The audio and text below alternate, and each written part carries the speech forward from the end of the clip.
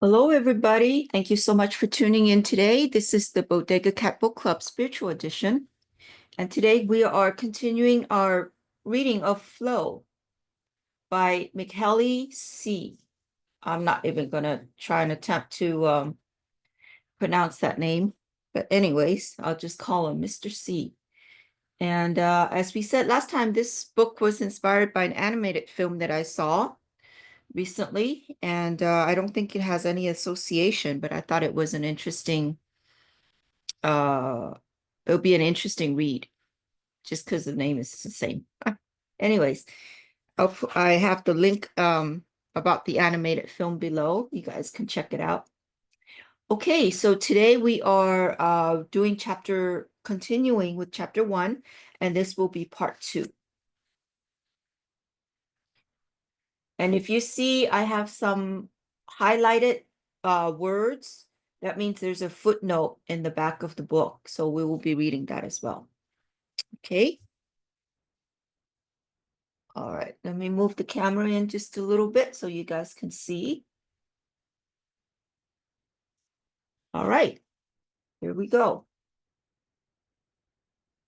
The shields of culture. Over the course of human evolution, as each group of people became gradually aware of the enormity of its isolation in the cosmos and of the precariousness of its hold on survival, it developed myths and beliefs to transform the random, crushing forces of the universe into manageable or at least understandable patterns. One of the major functions of every culture has been to shield its members from chaos, to reassure them of their importance and ultimate success. The Eskimo, the hunter of the Amazon basin, the Chinese, the Navajo, the Australian Aborigine, the New Yorker, all have taken for granted that they live at the center of the universe and that they have a special dispensation that puts them on the fast track to the future. Without such trust in exclusive privileges, it would be difficult to face the odds of existence. There's a footnote about that. Let's see here.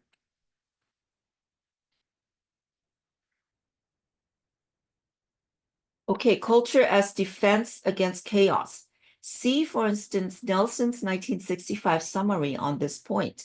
Interesting treatments of the positive integrative effects of culture are Ruth Benedict's concept of synergy, Maslow and Honigman, 1970, and Laszlo's 1970 general systems perspective.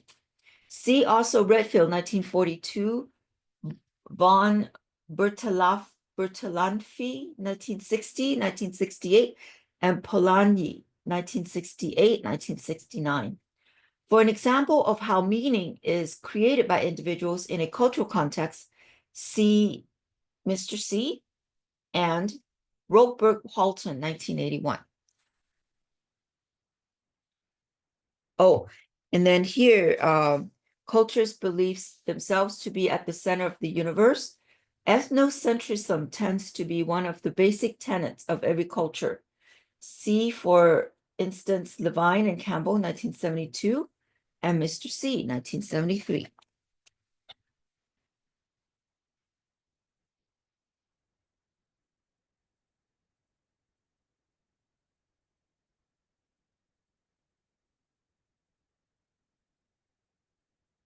Okay, this is as it should be. But there are times when the feeling that one has found safety in the bosom of a friendly cosmos becomes dangerous, and unrealistic trust in the shields in the cultural myths can lead to equally extreme disillusion when they fail. This tends to happen whenever a culture has had a run of good luck and for a while seems indeed to have found a way of controlling the forces of nature. At that point, it is logical for it to begin believing that it is a chosen people who need no longer fear any major setbacks. The Romans reached that juncture after several centuries of ruling the Mediterranean. The Chinese were confident of their immutable superiority before the Mongol conquest, and the Aztecs before the arrival of the Spaniards. The cultural hubris or overweening presumption that about what we are entitled to form a universe that is basically insensitive to human needs generally leads to trouble. And I think that was the footnote that I read about the center of the universe earlier. So we'll skip that. The unwarranted sense of security sooner or later results in a rude awakening. When people start believing that progress is inevitable and life easy, they may quickly lose courage and determination in the face of the first signs of adversity. As they realize that what they had believed in is not entirely true, they abandon faith in everything else they have learned. Deprived of the customary supports that cultural values had given them, they flounder in a morass of anxiety and apathy. Such symptoms of disillusion are not hard to observe around us now. The most obvious ones relate to the pervasive listlessness that affects so many lives. Genuinely happy individuals are few and far between. How many people do you know who enjoy what they're doing, who are reasonably satisfied with their lot, who do not regret the past and look to the future with genuine confidence? If Diogenes, with his lantern 23 centuries ago, had difficulty finding an honest man, today he would have perhaps an even more troublesome time finding a happy one. This general malaise is not due directly to external causes.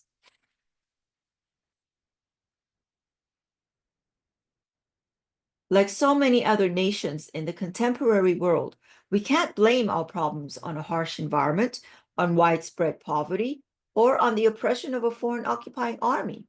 The roots of the discontent are internal, and each person must untangle them personally with his or her own power.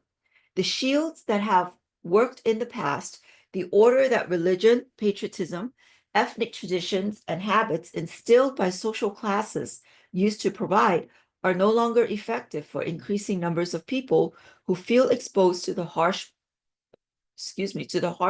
winds of chaos.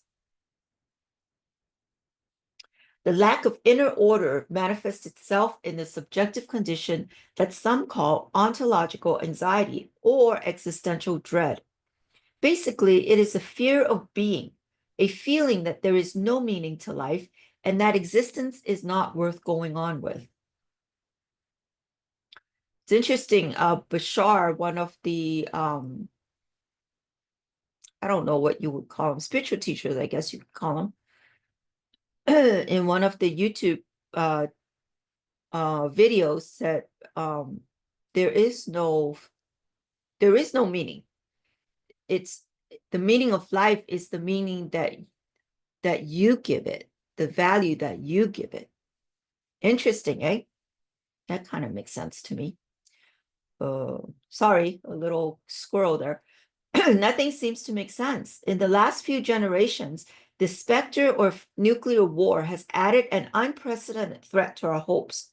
There no longer seems to be any point to the historical strivings of humankind.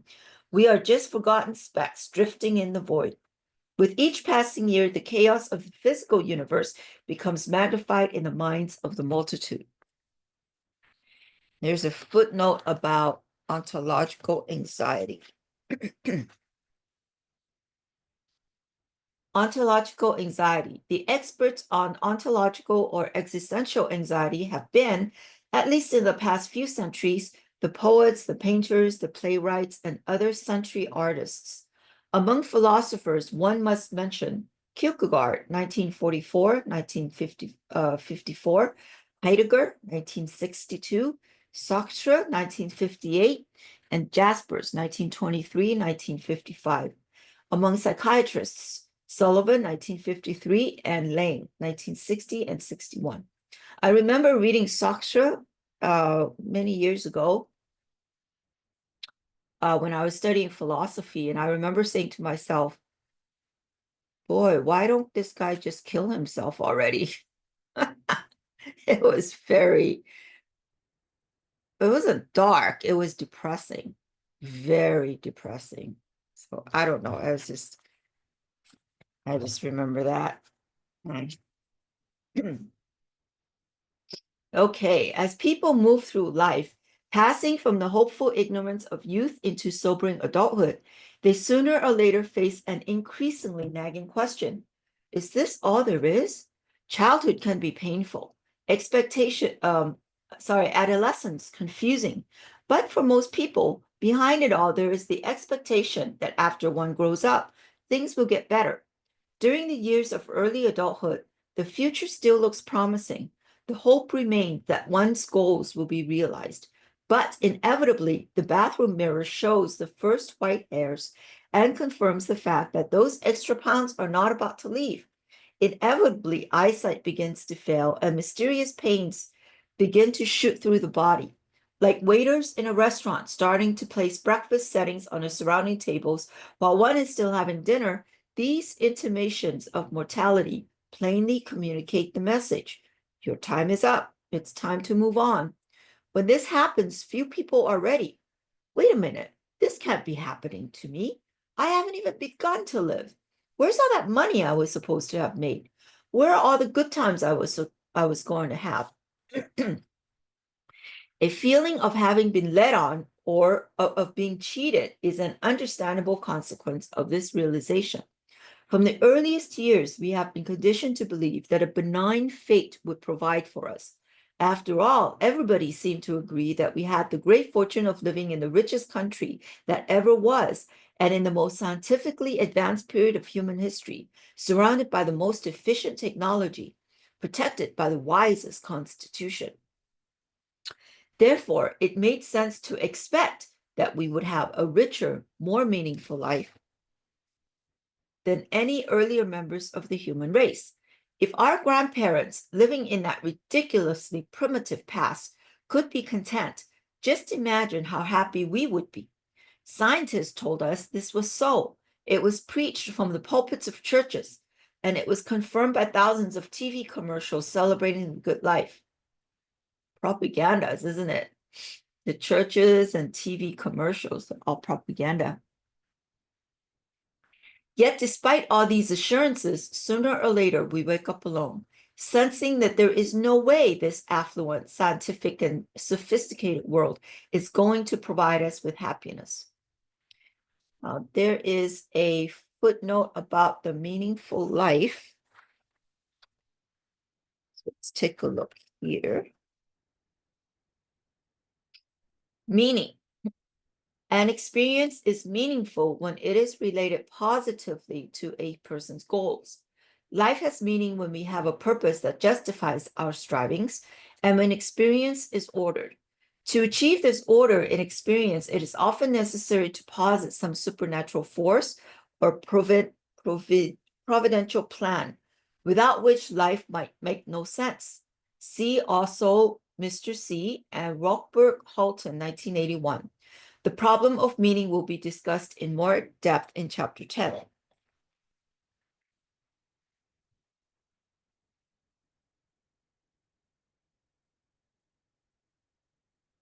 As this realization slowly sets in, different people react to it differently.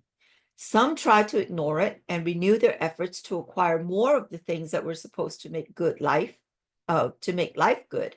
Bigger cars and homes, the red sports car, right? Like a lot of the middle-aged men having a middle-age crisis, and younger wives, right? Red sports car and younger wives. More power on the job, a more glamorous lifestyle. They renew their efforts, determined still to achieve the satisfaction that up until then has eluded them. Sometimes this solution works simply because one is so drawn into the competitive struggle that there is no time to realize that the goal has not come any nearer. And I think it works only for a very short time. Doesn't last very long. But if a person does take the time out to reflect, the disillusionment returns. After each success, it becomes clearer that money, power, status, and possessions do not by themselves necessarily add one iota to the quality of life. Others decide to attack directly the threatening symptoms. If it is a body going to seed that rings the first alarm, they will go on diets, join health clubs, do aerobics, buy a Nautilus, and undergo plastic surgery. If the problem seems to be that nobody pays much attention, They buy books about how to get power or how to make friends, and they enroll in assertiveness training courses and have power lunches. After a while, however, it becomes obvious that these piecemeal solutions won't work either. No matter how much energy we devote to its care, the body will eventually give out. If we are learning to be more assertive, we might inadvertently alienate our friends. And if we devote too much time to cultivating new friends, we might threaten relationships with our spouse and family. There are just so many dams about to burst and so little time to tend to them all. Daunted by the fertility of trying to keep up with all the demands they can't possibly meet, some will just surrender and retire gracefully into relative oblivion. Following Candida's advice, they will give up on the world and cultivate their little gardens. They might dabble in genteel forms of escape, such as developing a harmless hobby or accumulating a collection of abstract paintings or porcelain figurines, or they might lose themselves in alcohol or a dream world of drugs.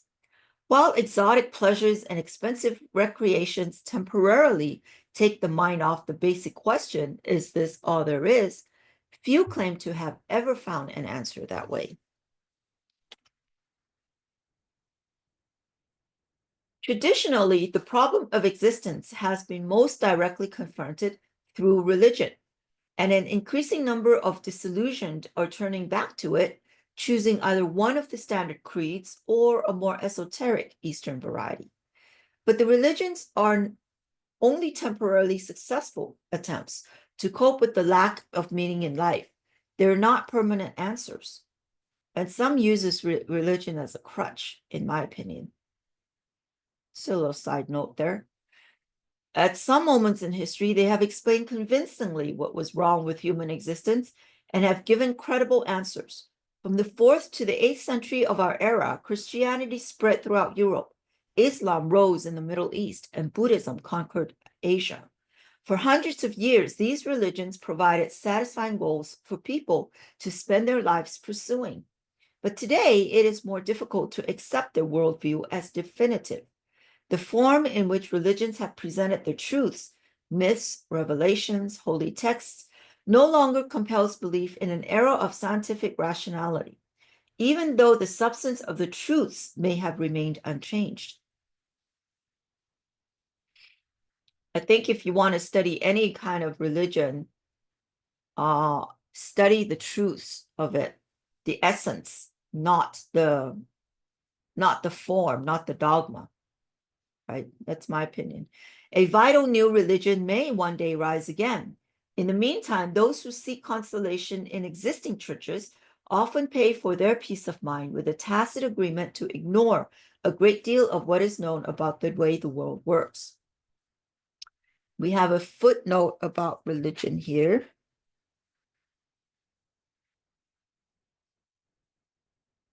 Religion and the loss of meaning.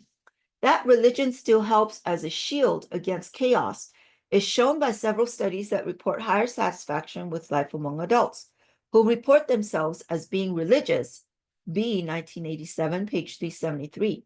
But there have been several claims that made recently to the effect that the cultural values which sustain our society are no longer as effective as they once were. For example, see Daniel Bell, 1976, on the decline of capitalistic values, and Robert Bellah, 1975, on the decline of religion. At the same time, it is clear that even the so-called Age of Faith in Europe during the entire Middle Ages was beset by doubt and confusion. For the spiritual turmoil of those times, see the excellent accounts of Johann Huizinga, 1954, and Leroy Ladurie, 1979.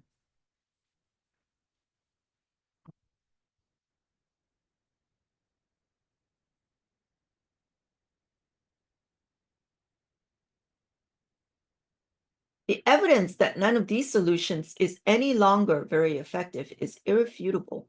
In the heyday of its material splendor, our society is suffering from an astonishing variety of strange ills. The profits made from the widespread dependence on illicit drugs are enriching murderers and terrorists. It seems possible that in the near future, we shall be ruled by an oligarchy of former drug dealers. Ain't that the truth? Who are rapidly gaining wealth and power at the expense of law-abiding citizens. And in our sexual lives, by shedding the shackles of hypocritical morality, we have unleashed destructive viruses upon one another. The trends are often so disturbing that we tend to become jaded and tune out whenever we hear the latest statistics. But the ostrich's strategy for avoiding bad news is hardly productive. Better to face facts and take care to avoid becoming one of the statistics. There are figures that may be reassuring to some. For instance, in the past 30 years, we have doubled our per capita use of energy, most of it thanks to a fivefold increase in the use of electric utilities and appliances. Other trends, however, would reassure no one. In 1984, there were still 34 million people in the United States who lived below the poverty line, defined as a yearly income of $10,609 or less for a family of four.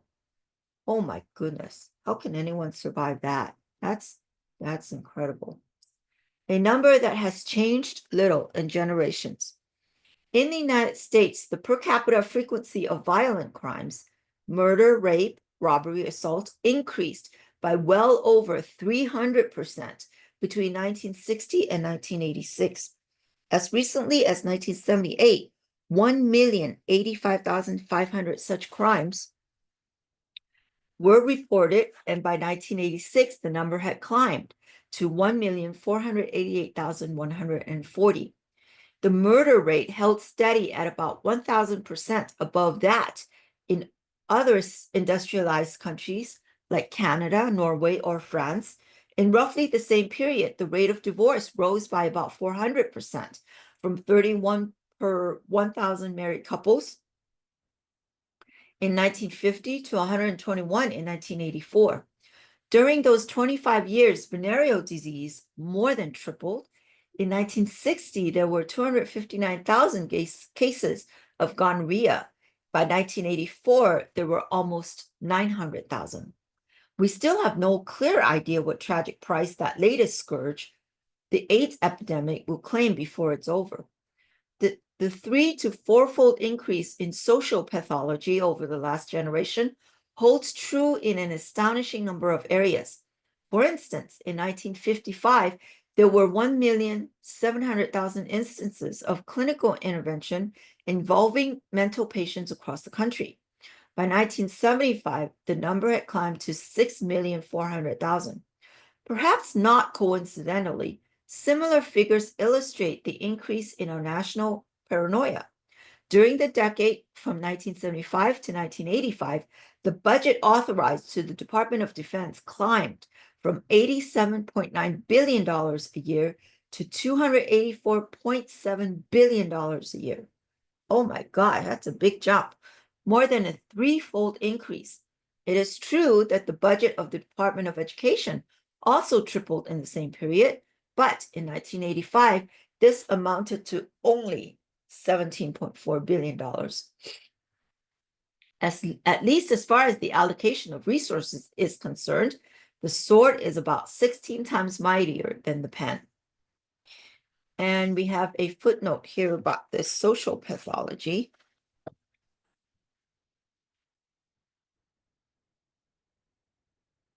Okay, trends in social pathology. For the statistics on energy use, see Statistical Abstract of the U.S. Department of Commerce, 1985, page 199. For those on poverty, see IBID, page 457. Violent crime trends are drawn from the U.S. Department of Justice's Uniform Crime Reports, July 5th, 1987, page 41. The Statistical Abstracts, 1985, page 166, and the Commerce Department's U.S. Social Indicators, 1980, page 235 and 241. Venereal disease statistics are from the tongue twister there after all. Statistical Abstracts of the U.S., 1985, page 115. For divorce, see IBID, page 88.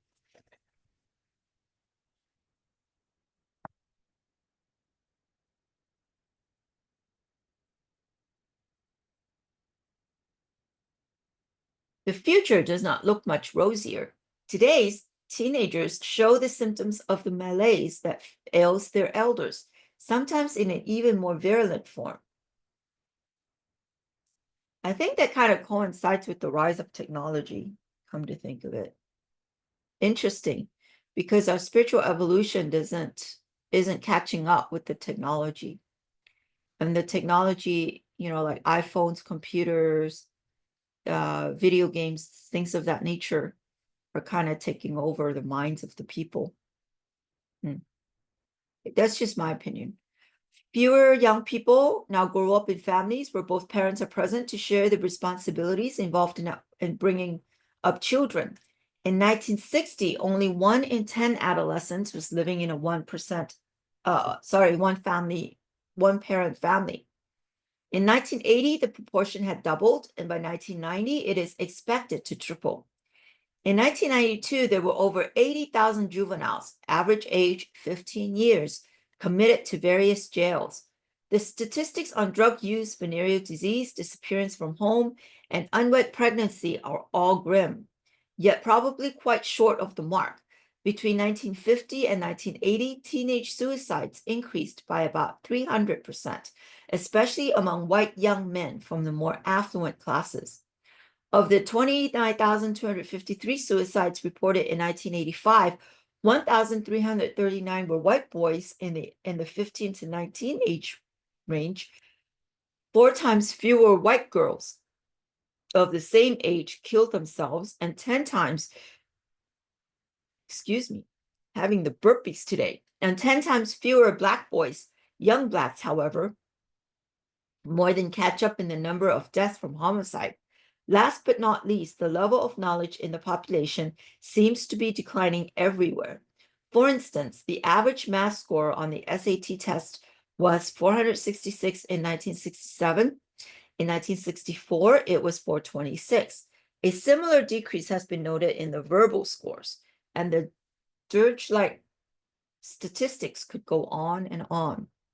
Why is it that despite having achieved previously undreamed of miracles of progress, we seem more helpless in facing life than our less privileged ancestors were? The answer seems clear. While humankind collectively has increased its material powers 1,000-fold, it has not advanced very far in terms of improving the content of experience. Reclaiming experience. There is no way out of this predicament except for an individual to take things in hand personally. If values and institutions no longer provide as supportive a framework as they once did, each person must use whatever tools are available to carve out a meaningful, enjoyable life.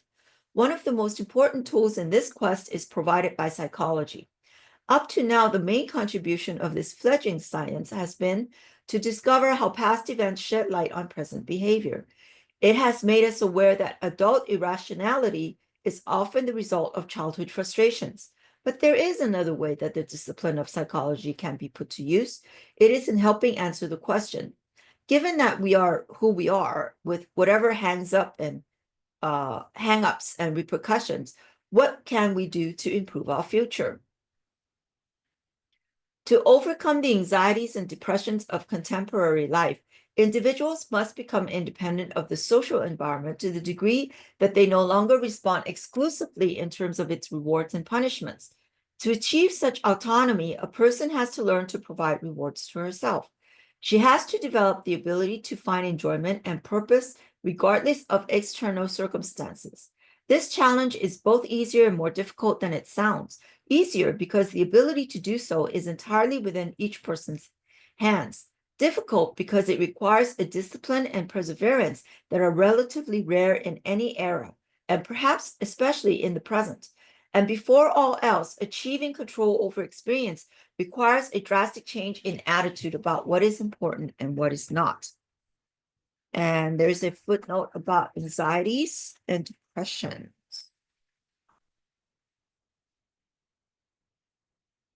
Hmm.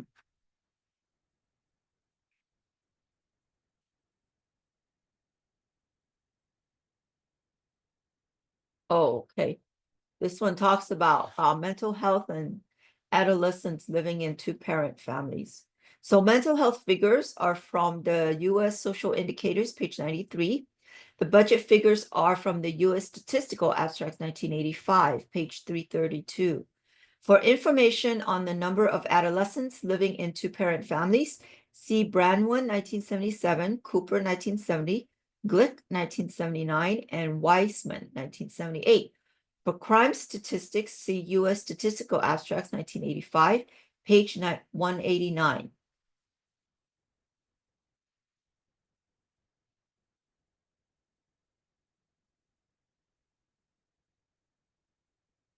And I guess we read about the teenage homicides and suicides.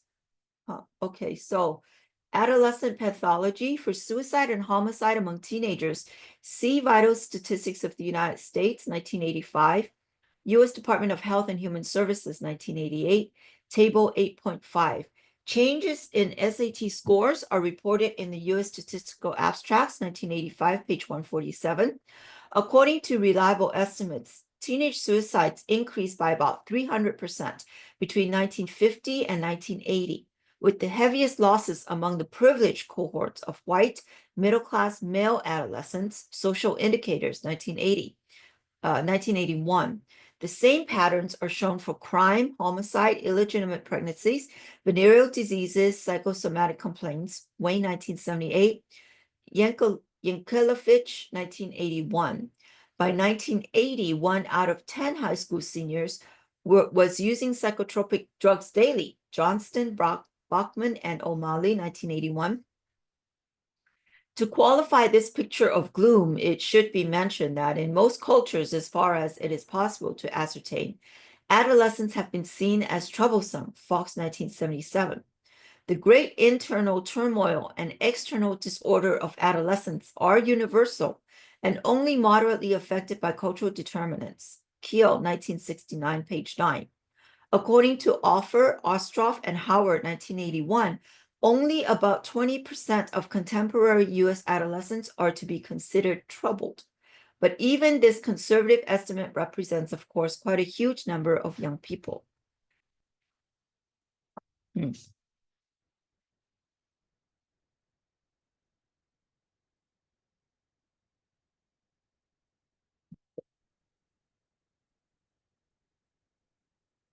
We grow up believing that what counts most in our lives is that which will occur in the future. Parents teach children that if they learn good habits now, they will be better off as adults. Teachers assure pupils that the boring classes will benefit them later when the students are going to be looking for jobs. The company vice president tells junior employees to have patience and work hard because one of these days they will be promoted to the executive ranks. At the end of the long struggle for advancement, the golden years of retirement, Beckett, we are always going to live we're always getting to live, as Ralph Waldo Emerson used to say, but never living. Or as poor Francis learned in the children's story, it is always bread and jam tomorrow, never bread and jam today.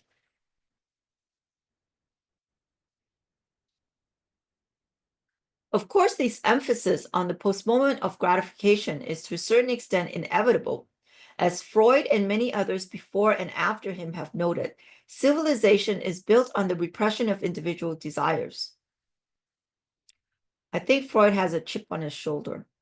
I was studying Freud, studying psychology in college. That was what I was thinking. Boy, Freud's got some issues there, buddy.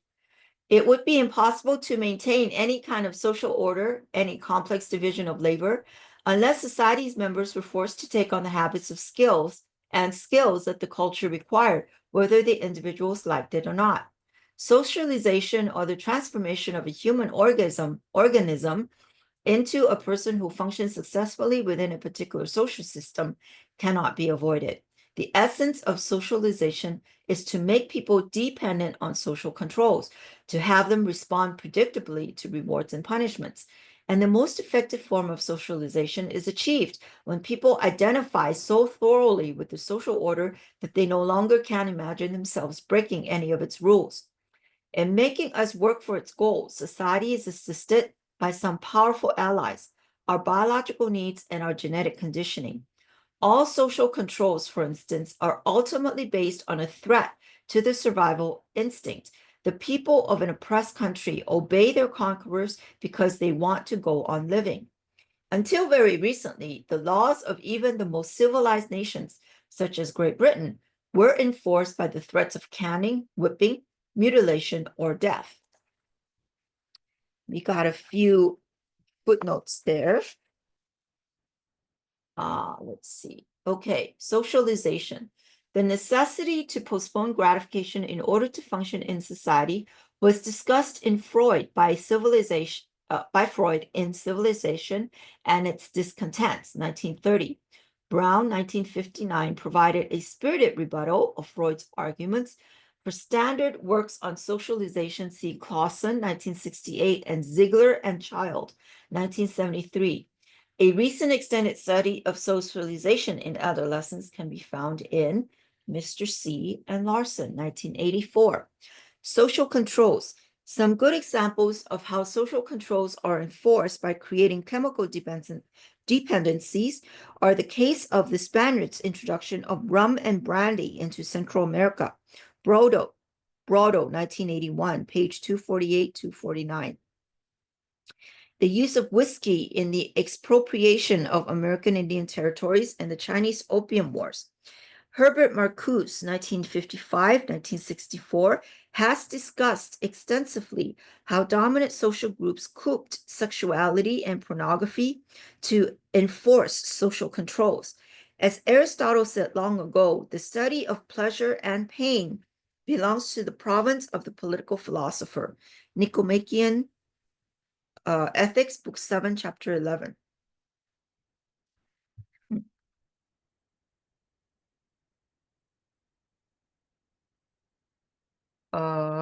They got one more footnote here about the genetics, genes and personal advantage. The argument that genes were programmed for their own belief and not to make life better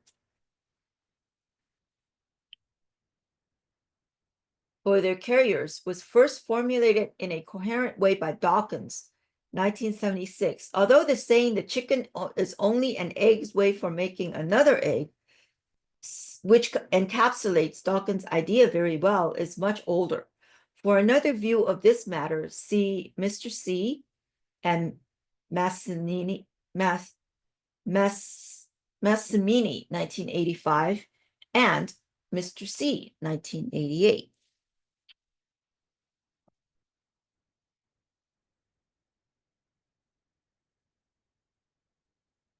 When they do not rely on pain, social systems use pleasure as the inducement to accept norms. The good life promised as a reward for a lifetime of work and adherence to laws is built on the cravings contained in our genetic programs. Practically every desire that has become part of human nature, from sexuality to aggression, from a longing for security to a receptivity to change, has been exploited as a source of social control by politicians, churches, corporations, and advertisers. To lure recruits into the Turkish armed forces, the sultans of the 16th century promised conscripts the rewards of raping women in their conquered territories. Nowadays, posters promise young men that if they join the army, they will see the world. It is important to realize that seeking pleasure is a reflex response built into our genes for the preservation of the species, not for the purpose of our own personal advantage. The pleasure we take in eating is an efficient way to ensure that the body will get the nourishment it needs. The pleasure of sexual intercourse is an equally practical method for the genes to program the body to reproduce and thereby to ensure the continuity of the genes. When a man is physically attracted to a woman or vice versa, he usually imagines, assuming that he thinks about it at all, that this desire is an expression of his own individual interests, a result of his own intentions. In reality, more often than not, his interest is simply being manipulated by the invisible genetic code following its own plans. As long as the attraction is a reflex based on purely physical reactions, the person's own conscious plans probably play only a minimal role. There's nothing wrong with following this genetic programming and relishing the resulting pleasures it provides, as long as we recognize them for what they are, and as long as we retain some control over them when it is necessary to pursue other goals to which we might decide to assign priority. I'm going to take a drink of my coffee here for a minute.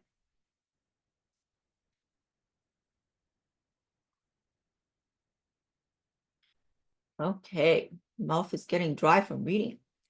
All right, the problem is that it has recently become fashionable to regard whatever we feel inside as the true voice of nature speaking.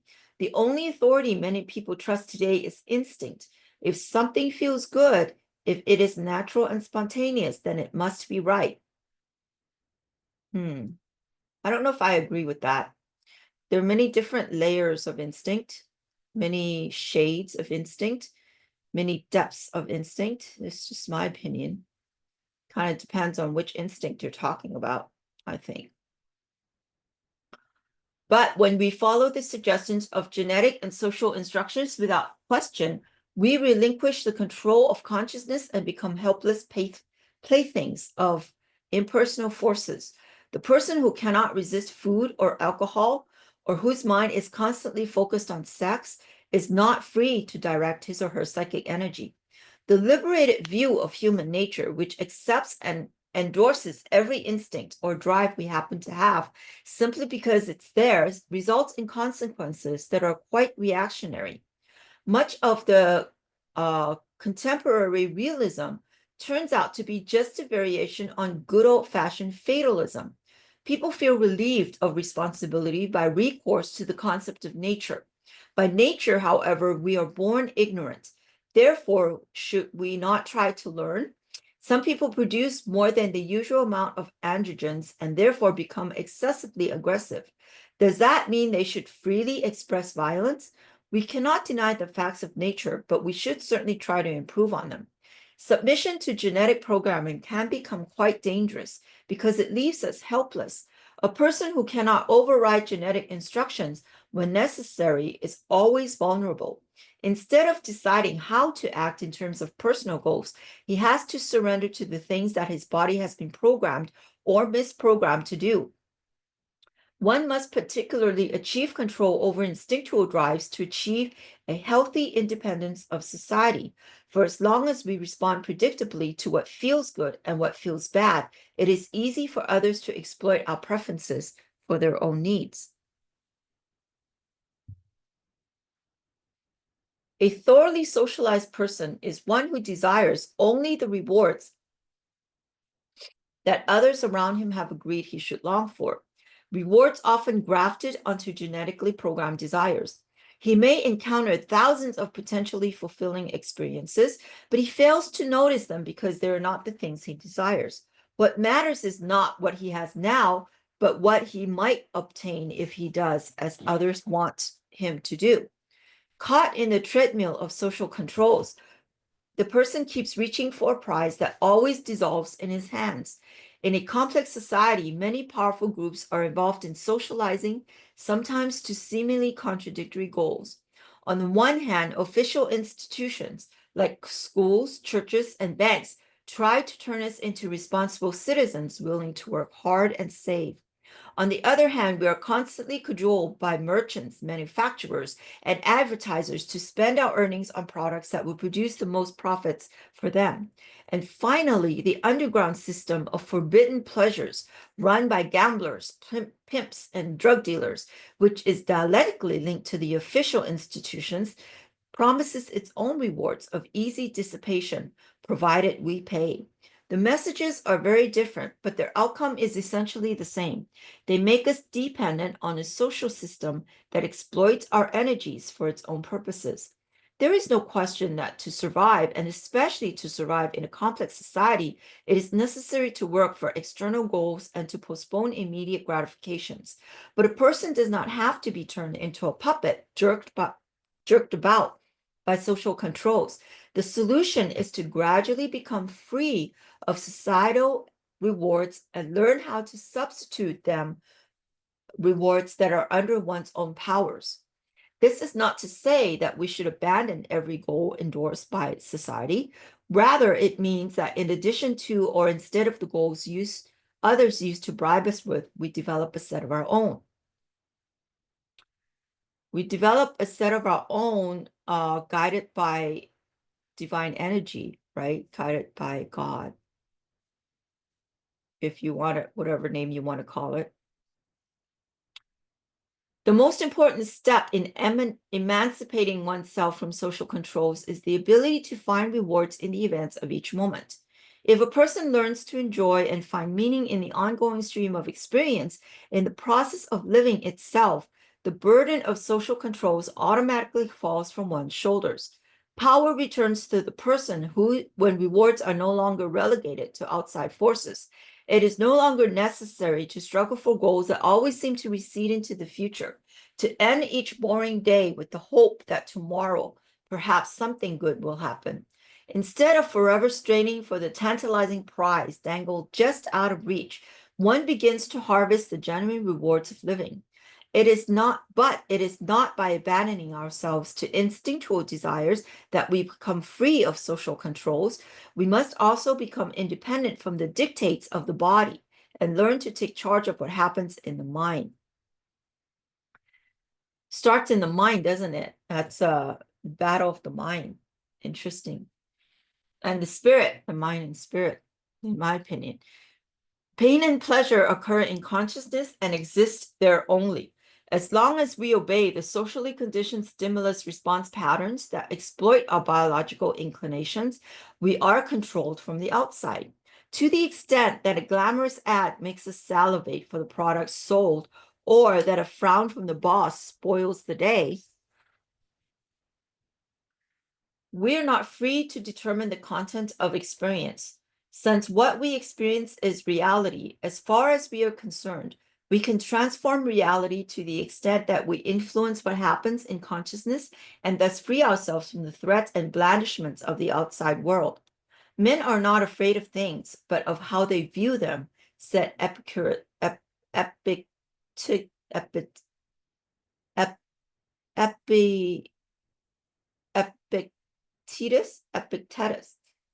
Sorry. Epictetus, I think, a long time ago. And the great emperor Marcus Aurelius wrote, if you are pained by external things, it is not that they disturb you, but your own judgment of them. And it is in your power to wipe out that judgment now. Paths of liberation. Here's a footnote about that.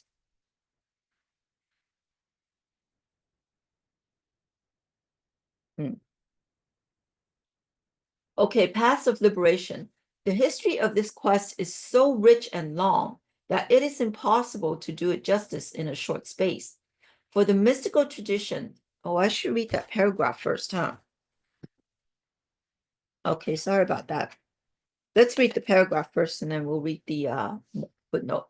The simple truth that the control of consciousness determines the quality of life has been known for a long time.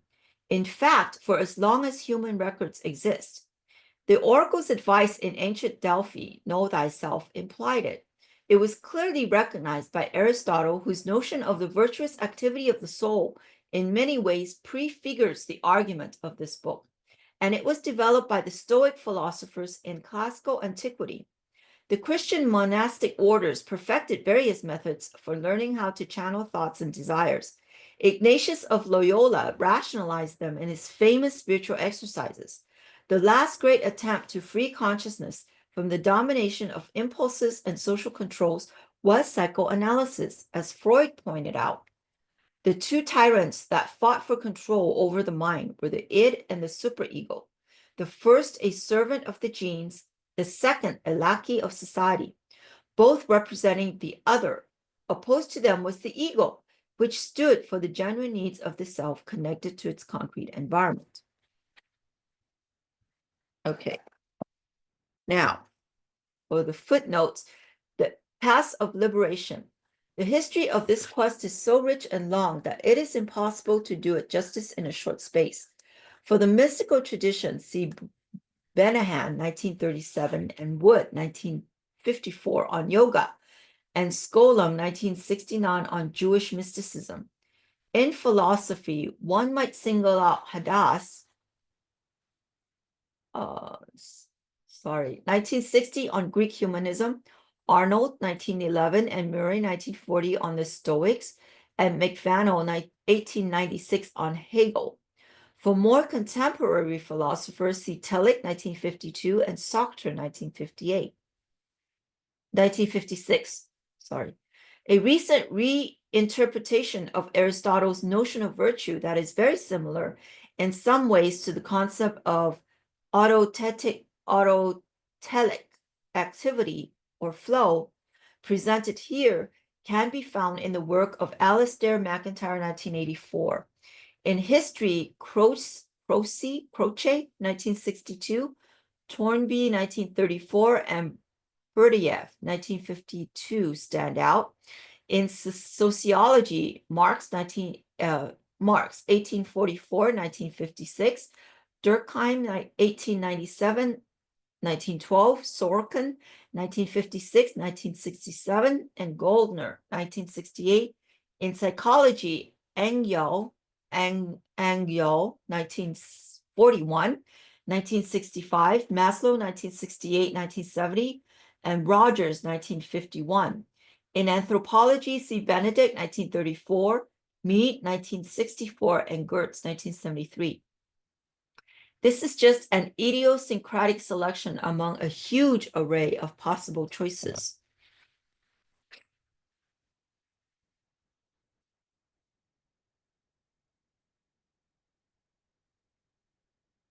I think we have a footnote about control over consciousness, so I'm just going to read this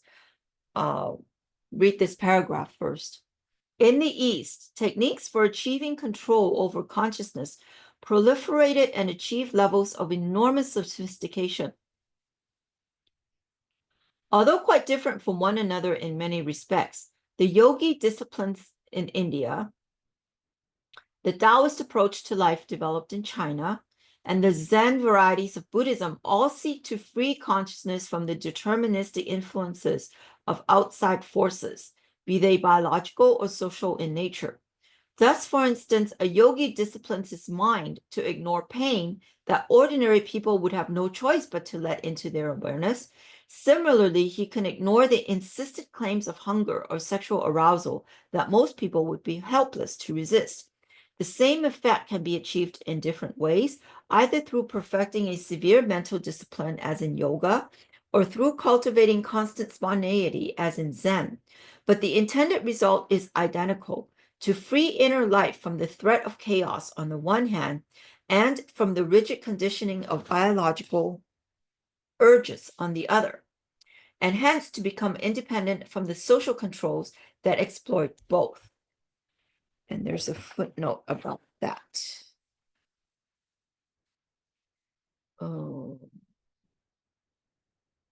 Control of consciousness, as developed in this chapter, includes all four manifestations of self-control reviewed by Klausner in 1965 and listed in the note to page 10. One of the oldest known techniques for achieving such controls are the various yogi disciplines developed in India roughly 1500 years ago. These will be discussed more amply in chapter 5. Followers of holistic medicine believe that the mental state of the patient is extremely important in determining the course of physical health. See also Cousins, 1979, and Siegel, 1986, Eugene Gedlin, 1981. A colleague at the University of Chicago has developed a contemporary technique for controlling attention called focusing. In this volume, I am not proposing that any one technique, but instead will present a conceptual analysis of what control and enjoyment involve, as well as give practical examples so that the reader can develop a method best suited to his or her inclinations and conditions.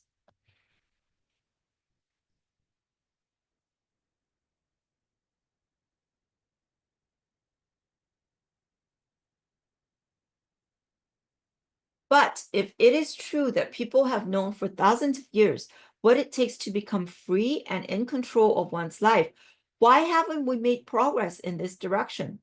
Why are we as helpless or more so than our ancestors were in facing the chaos that interferes with happiness? There are at least two good explanations for this failure. In the first place, the kind of knowledge or wisdom one needs for emancipating consciousness is not cumulative. It cannot be condensed into a formula. It cannot be memorized and then routinely applied. Like other complex forms of expertise, such as a mature political judgment or a refined aesthetic sense, it must be earned through trial and error experienced by each individual, generation after generation. Control over consciousness is not simply a cognitive skill. At least as much as intelligence, it requires the commitment of emotions and will. It is not enough to know how to do it, one must do it consistently in the same way as athletes or musicians who must keep practicing what they know in theory. And this is never easy. Excuse me. Progress is relatively fast in fields that apply knowledge to the material world, such as physics or genetics, but it is painfully slow when knowledge is applied to modify our own habits and desires. So the phrase knowledge is power, I'd say I would modify that phrase to say applied knowledge is power. So I've known people who go to class and webinars and boot camps year after year and after year after year and never did anything. So applied knowledge. It's the doing that helps you learn, really learn. Second, the knowledge of how to control consciousness must be reformulated every time the cultural context changes. The wisdom of the mystics, of the Sufi, of the great yogis, or of the Zen masters might have been excellent in their own time, but might still be the best if we lived in those times and in those cultures. But when transplanted to contemporary California, those systems lose quite a bit of their original power. They contain elements that are specific to their original context. And when these accidental components are not distinguished from what is essential, the path to freedom gets overgrown by brambles of meaningless mumbo jumbo. Rituals form wins over substance, and the seeker is back where he started. Control over consciousness cannot be institutionalized. Excuse me. As soon as it becomes part of a set of social rules and norms, it ceases to be effective in the way it was originally intended to be.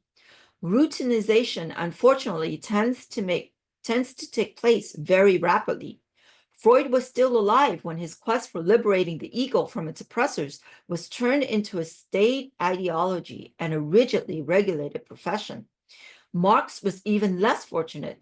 His attempts to free consciousness free from the tyranny of economic exploitation were soon turned into a system of repression that would have boggled the poor founder's mind. And as Dostoevsky, among many others, observed, if Christ had returned to preach his message of liberation in the Middle Ages, he would have been crucified again and again by the leaders of that very church whose worldly power was built on his name. There's a footnote on routinization. The argument here is, of course, reminiscent of Weber's 1922 notion of routinization of charisma, developed in his work, The Social Psychology of World Religions, and of the even earlier Hegelian idea that the world of the spirit eventually turns into the world of nature, e.g. Sorokin, 1950. The same concept is developed from a sociological viewpoint by Berger and Luckman, 1967.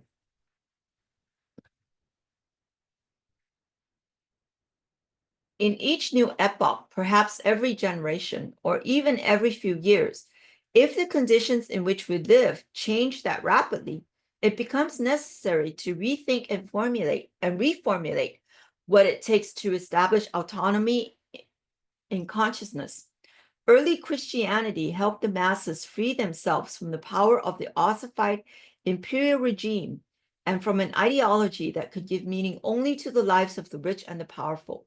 The Reformation liberated great numbers of people from their political and ideological exploitation by the Roman Church.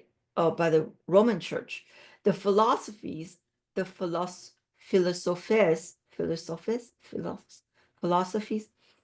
and later the statesmen who drafted the American Constitution resisted the controls established by kings, popes, and aristocracy. When the inhumane conditions of factory labor became the most obvious obstacles to the workers' freedom to order their own experience, as they were in 19th century industrial Europe, Marx's message turned out to be especially relevant. The much more subtle but equally coercive social controls of bourgeois Vienna made Freud's road to liberation pertinent to those whose minds had been warped by such conditions.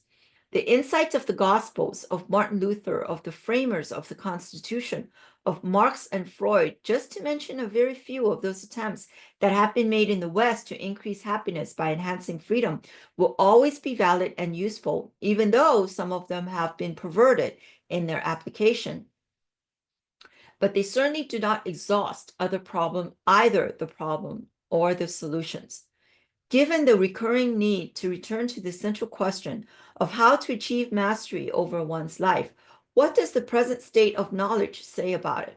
How can it help a person learn to rid himself of anxieties and fears and thus become free of the controls of society, whose rewards he can now take or leave?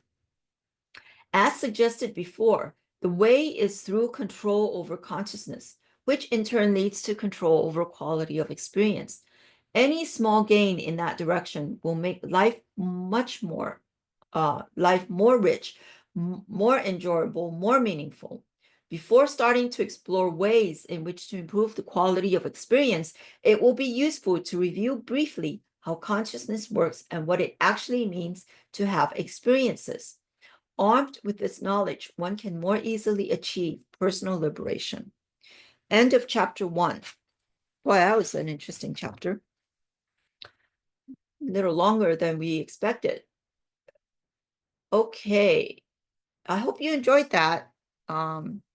We will start with the next chapter next week. In the meantime, I hope you guys all have a great day, a great week, and we'll see you next time. Bye-bye now.